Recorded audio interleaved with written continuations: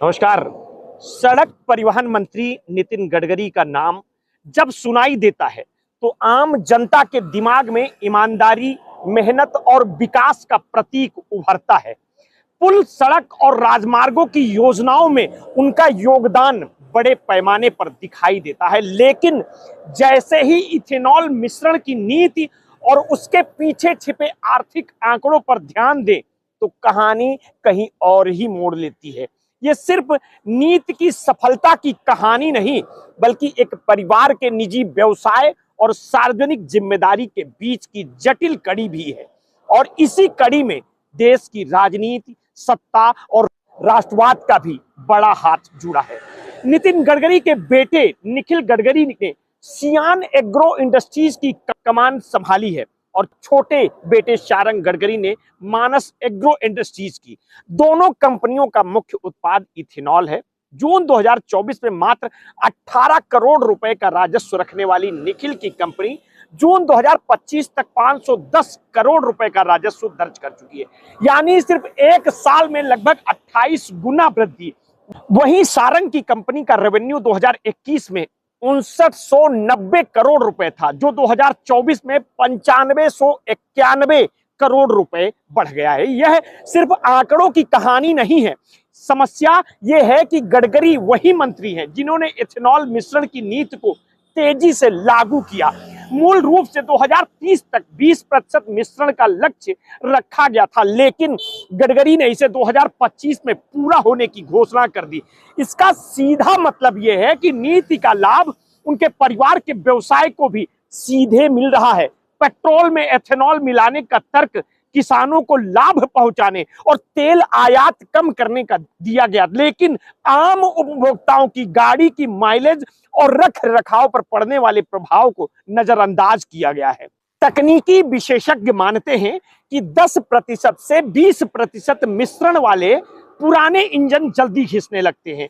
Ethanol में पानी खींचने की प्रवृत्ति अधिक होती है, जिससे टैंक और पाइपलाइन में जंग बढ़ जाती है। बीमा कंपनियां भी इस जोखिम के कारण बीमा देने से कतराती हैं। इसका मतलब यह है कि जनता की जेब पर भारी बोझ पड़ रहा है, जबकि लाभ सीधे गडकरी परिवार की कंपनियों को मिल रहा है।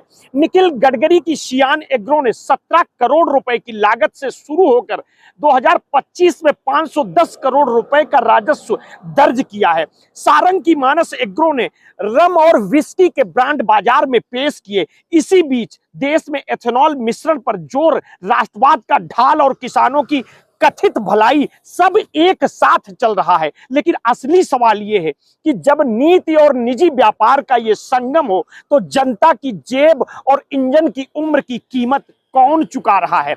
ये कहानी केवल वित्तीय आंकड़ों और सरकारी नीतियों की नहीं है, ये एक परिवार की निजी लाभ और सार्वजनिक जिम्मेदारी के बीच की टकराहट की कहानी है।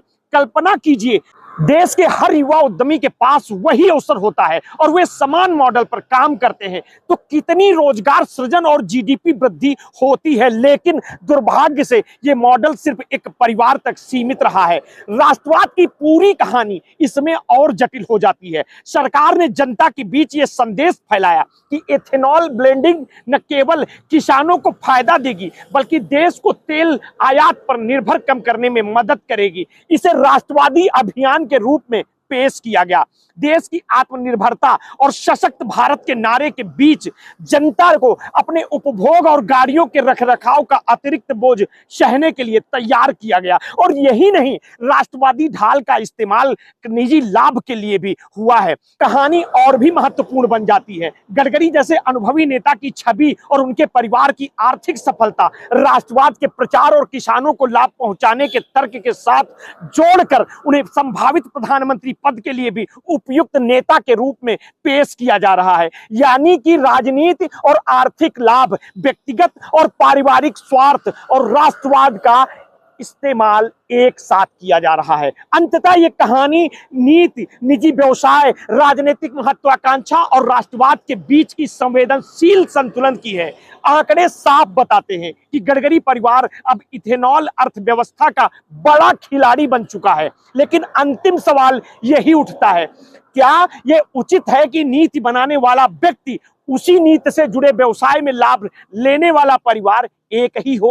अब जनता की जेब, गाड़ियों की उम्र, देश के संसाधन और राजनीतिक महत्वाकांक्षा सब एक ही कड़ी में बंध जाए तो क्या इसे लोकतांत्रिक और नैतिक दृष्टि से सही ठहराया जा सकता है? और क्या इस पूरे मामले पर व्यापक और निष्पक्ष जांच नहीं होनी चाहिए ताकि नीति, निजी लाभ और राजनीतिक महत्वाकांक्षा के बीच की स्पष्ट सीमा साफ हो सके? फिलहाल इस पूरे प्रकरण को आप किस तरह से देखते हैं? अपनी प्रतिक्रिया हमें वीडियो के कमेंट बॉक्स में अवश्य दीजिएगा। आपने अगर अभी तक हमारे इस चैनल को सब्सक्राइब नहीं किया है तो तत्काल कर लीजिए, बेल आइकन दबाना बिल्कुल ना भूलिए। अपने स्वास्थ्य के प्रति सचेत रहिए, सजग रहिए और हाँ, आपने कभी भी कोरोना वैक्सीन लगवाई है तो समय समय पर अपने ब्लड प्रेशर की जांच अवश्य कराते रहिए। अपना ध्यान रखिए। बहुत बहुत धन्यवाद।